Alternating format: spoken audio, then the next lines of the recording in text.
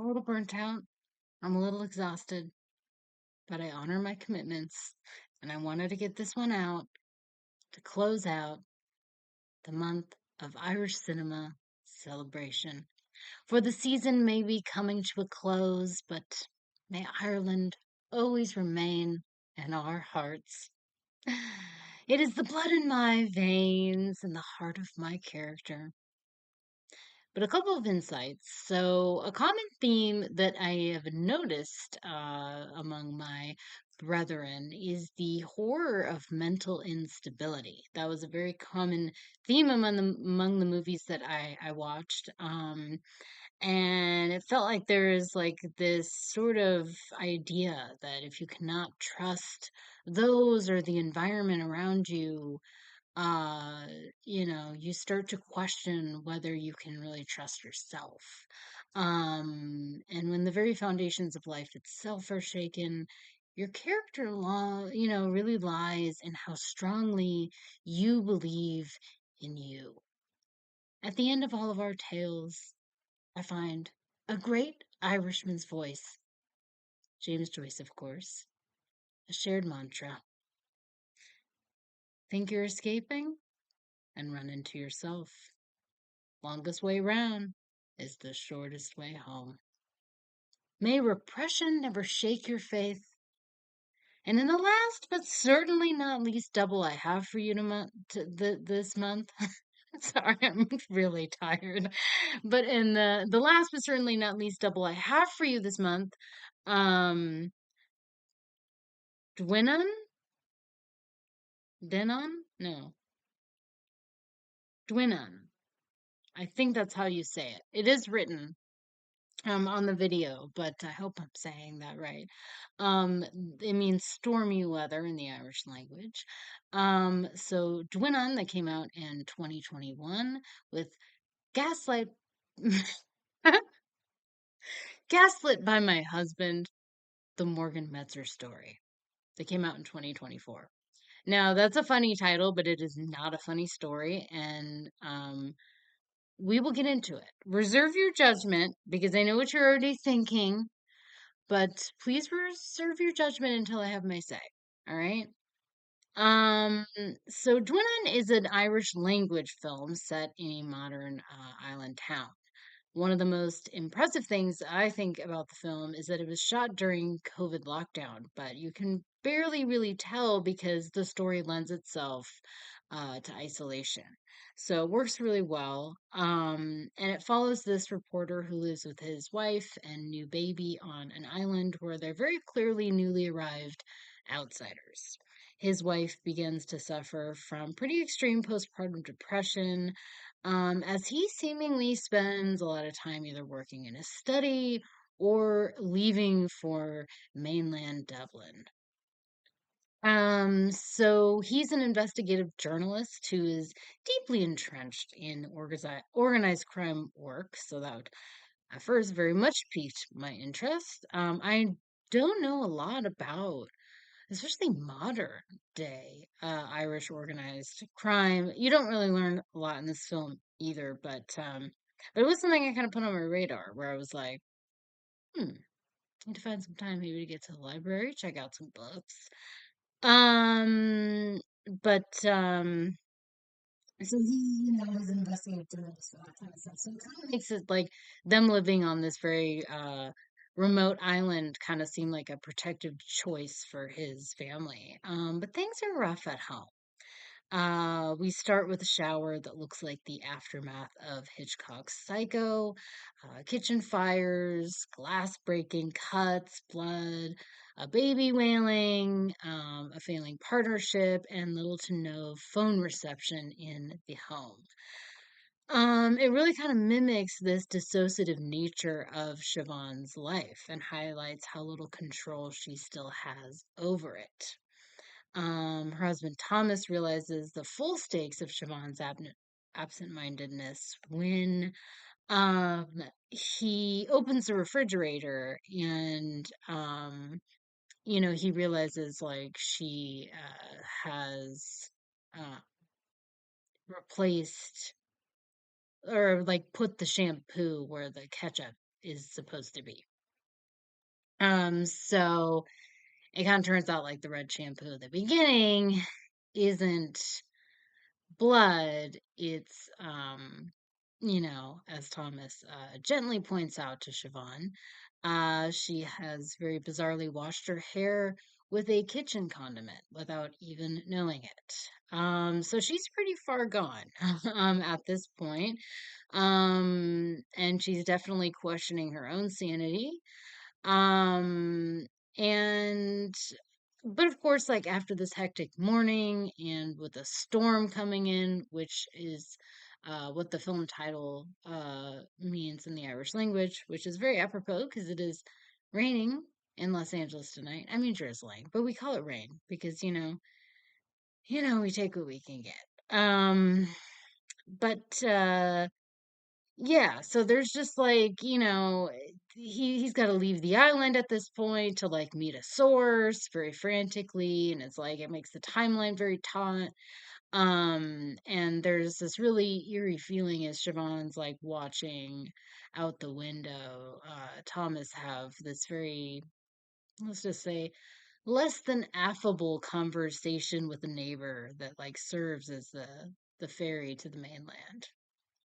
Um, So of course it like, on this island, as many movies do, the fog comes with many secrets. And and since this is a thriller, it's pretty predictable that when Thomas comes back from meeting his source, like his wife and kid just gone. And he frantically calls the closest thing to a cop on the island. And after all of his wife's like odd behaviors, he like even says like, "I'm afraid of what she might have done." Um, so this is where we meet. Let me just look up. I have the pronunciations for these things because I'm so really bad at the Irish language. I'm trying to learn it, but Lasha, Shun, um, so Le Lisha.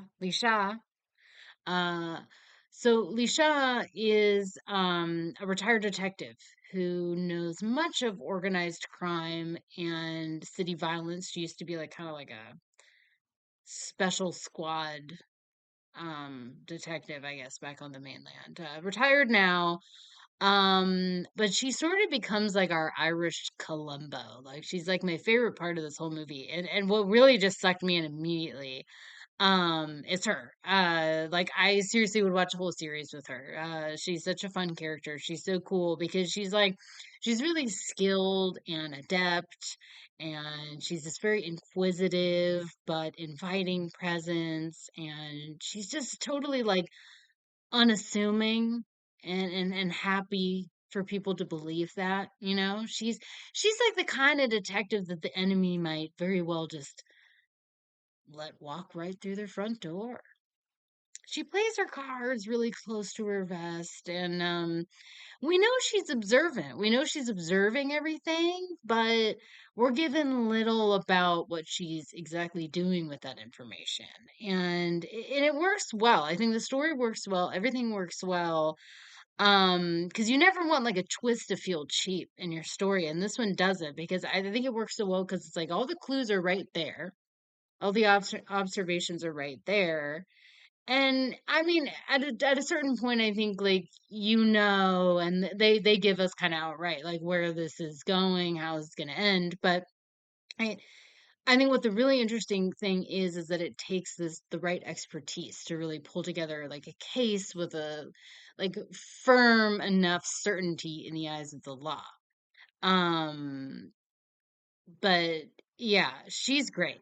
I loved her. And the whole time I feel like she's the best part of the story, hands down for sure. If you're gonna watch it for one thing and one thing only, let it be Lisha. Somebody that speaks the Irish language is probably watching this like I'm gonna walk into traffic. Um, this stupid American bitch thinks she can, yeah. I'm sorry. I'm sorry. I like your language. It is my heritage, and tell me how to say your name. I'll say it right.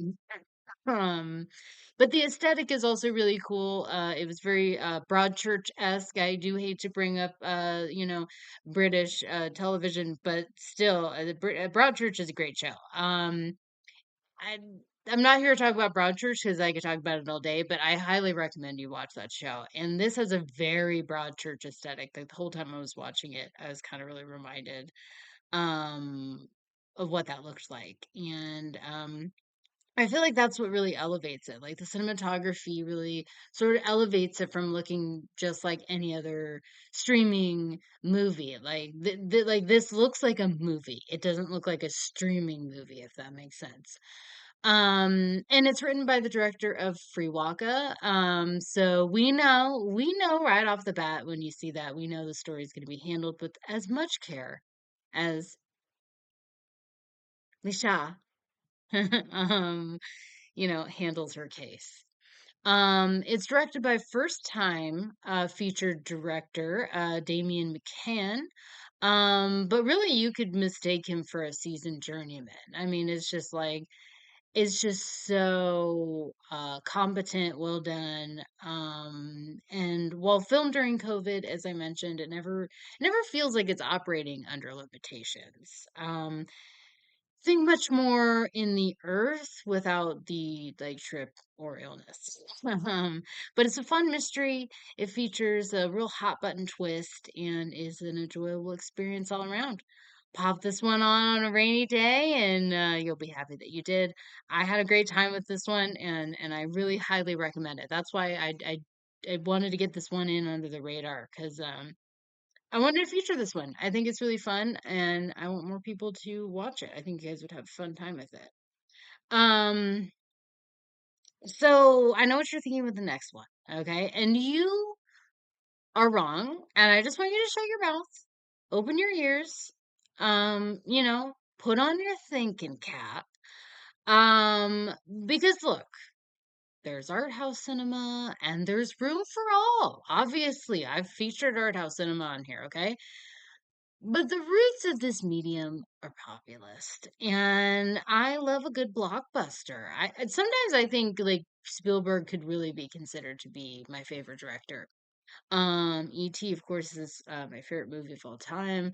I adore Spielberg. And and I just love some down home entertainment. The summer's coming. I'm looking forward to that. Um, not a lot of, greats as of late, but, we still get some of them in there. We still got James Cameron kicking around. We still got the Mission. Well, we don't still have the Mission Impossibles, but those were always fun. We have some good ones. But yeah, if you're looking for some down home good entertainment, of course, you can always find that in TV if you're really looking for it. And I love Lifetime movies, unironically, which stem from my unironic love of soap operas. I was a big gal.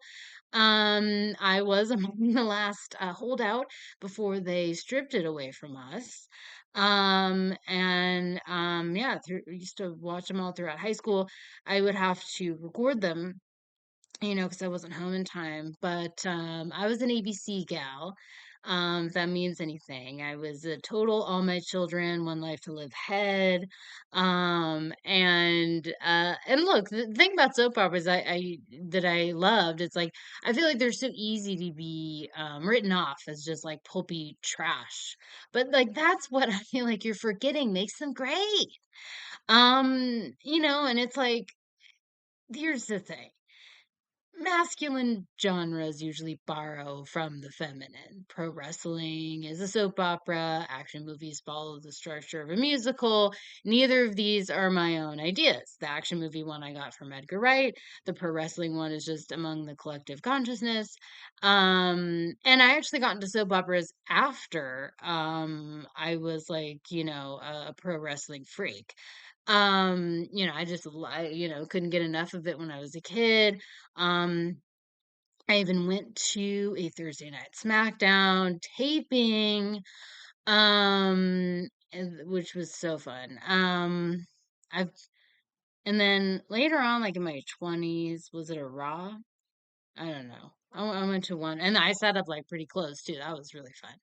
Um, but I used to watch him, stayed up, watched Monday Night Raw, and whenever I could, um, watch those pay-per-views, I was watching them.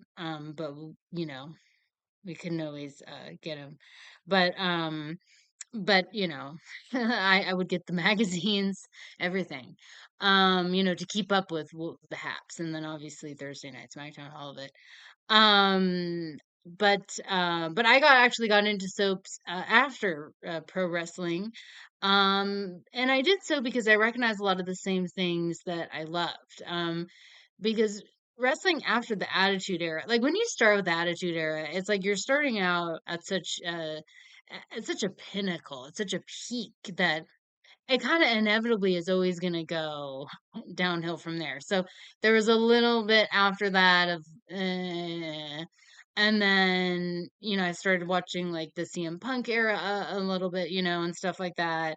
Um, and I stopped watching, and I don't want to talk too much about pro wrestling here, but I stopped watching in my 20s again because they just started to bring back all the older guys that were just too lethargic. It was like, I'm not gonna like rent fucking WrestleMania, which, my 20s, like $30 is a lot of money.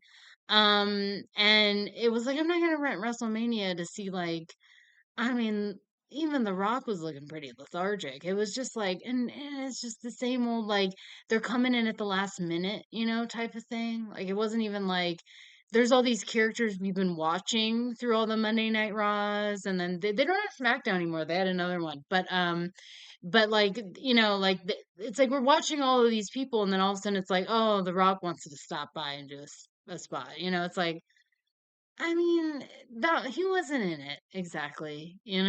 One guy I was always grateful to see is The Undertaker. He was my fave.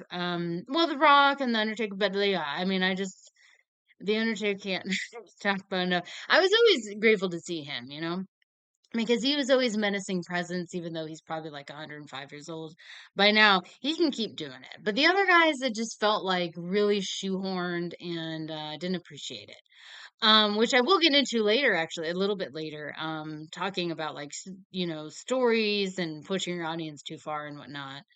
Um, but yeah, I got into it after that because there was this void to be filled, right? Of like this absurdity and larger than life characters and storylines that have no foundation in any known reality. And the monologues, I feel like, are even more important in soaps because they're the only things that move the stories forward. You only have your words and your monologues and dialogues and things like that.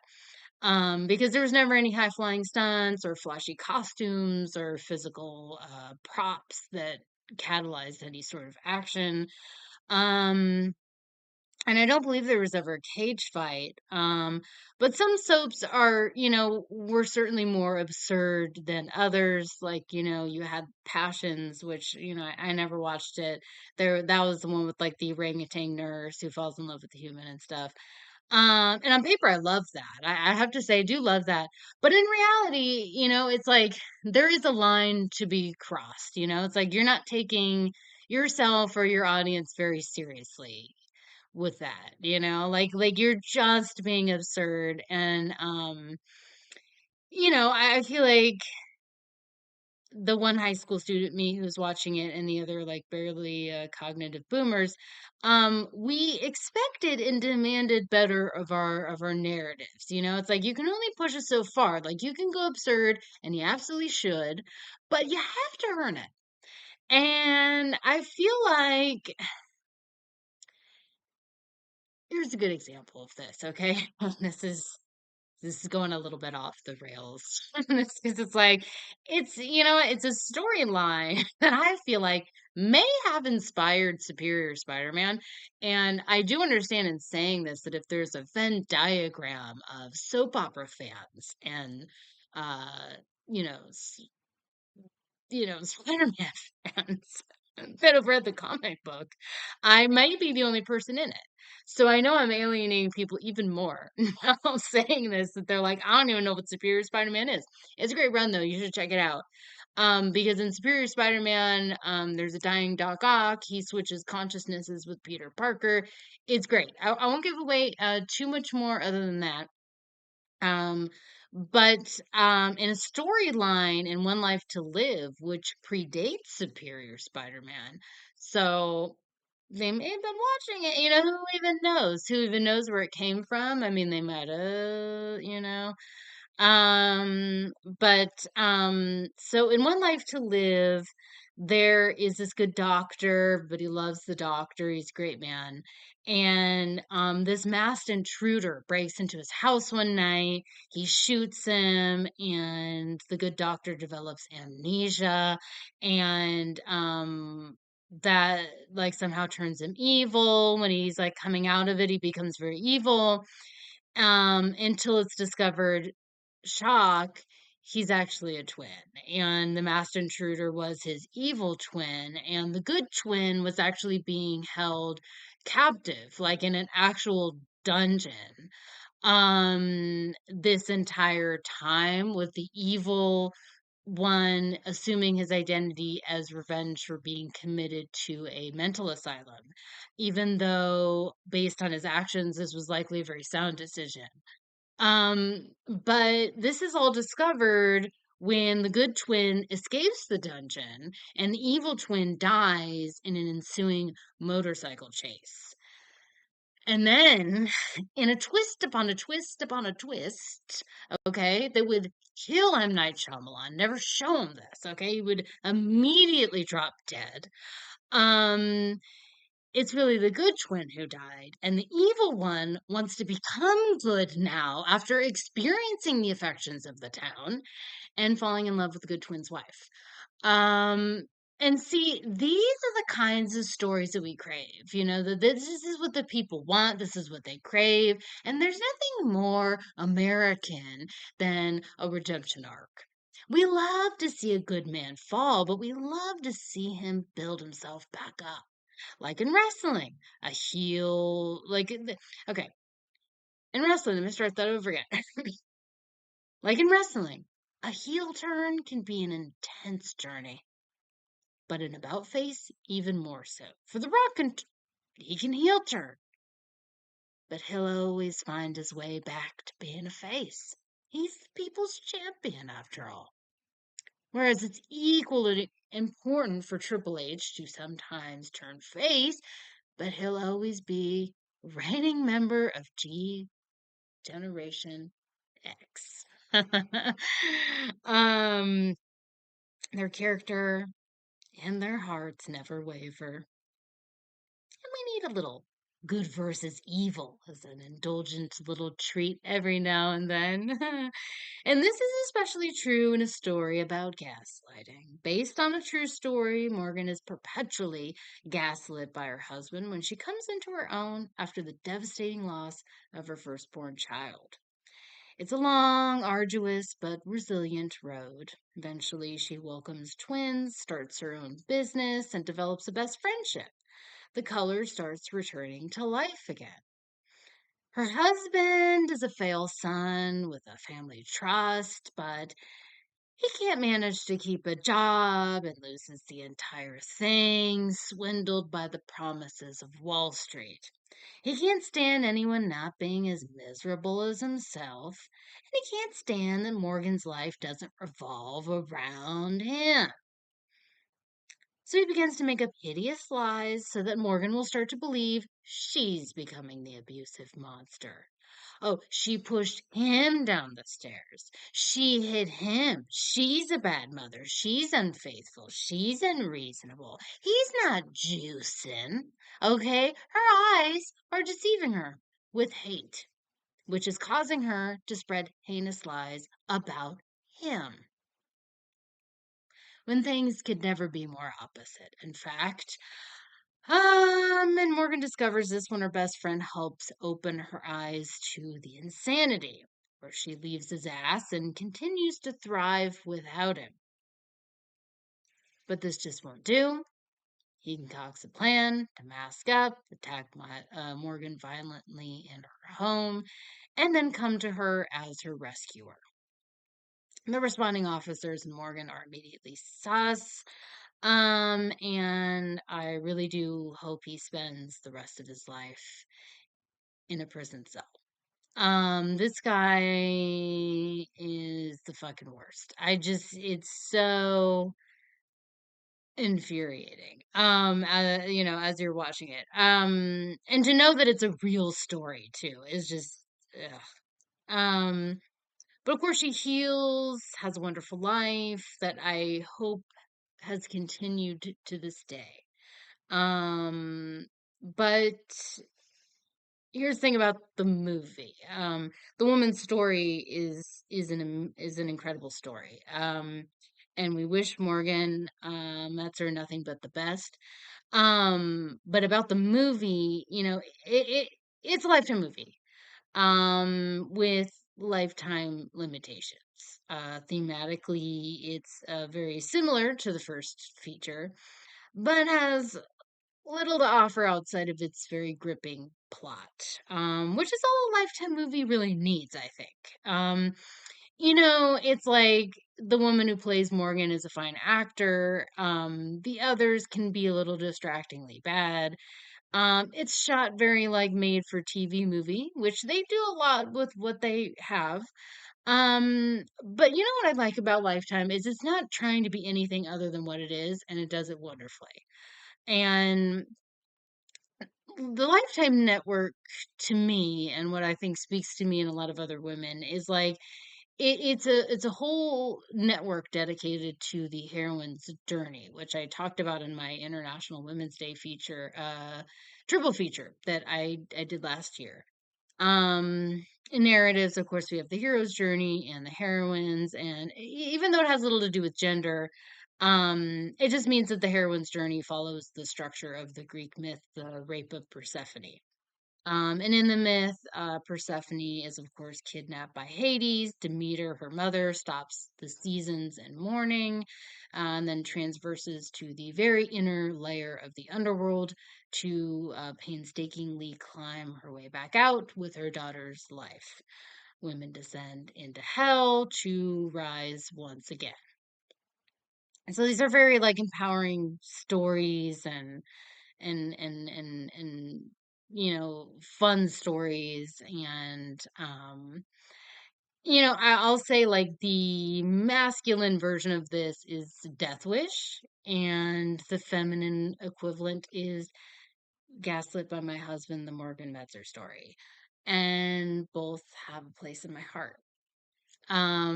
So look, these have a place in cinema history. And they're fun, and they do exactly what they promise to do, nothing more, nothing less. And god damn it if we don't love them for it.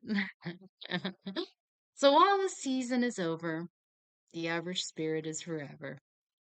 So there was a lot of cool films that I saw and have yet to see, namely McCann's follow-up to This Sounds Really Fucking Cool, that I think he just made last year, and it's in the Irish language as well. So fear not, there is much more cheer to go around.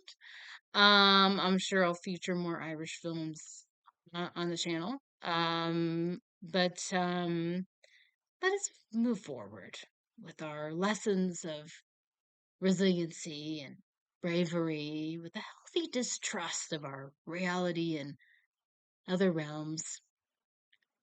Believe in yourself as we believe in the cause. Never give up, never surrender, up the raw, be proud, be loud. May the road rise to meet you. May the wind always be at your back. Eirinn go Brach.